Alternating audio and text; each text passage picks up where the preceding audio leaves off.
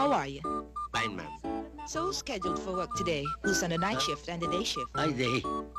Oh, you're on the day shift. 7 o'clock. 7 o'clock. Okay, I want you to come at 7 o'clock in the morning. I don't want you to come late. Not on 6:59, not 7:01, 7:15, but 7 o'clock sharp.